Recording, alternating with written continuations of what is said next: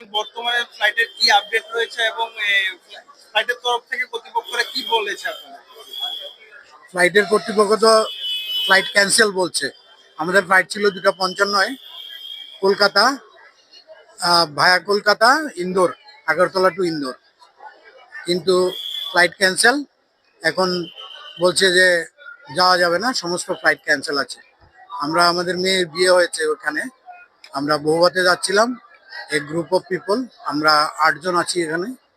সবাই এখন ফ্লাইটের জন্য অপেক্ষা করছি। এখানে আসার আগে পর্যন্ত কোনো মেসেজ নেই, কিছু নেই। এখন এখানে এসে এসে শুনছি যে ফ্লাইট যাবে না, কিন্তু অনলাইন দেখাচ্ছে অন টাইম, শিডিউল ঠিক আছে। তো এটা তো বিশাল ক্ষতিগ্রস্ত হওয়ার বিষয়।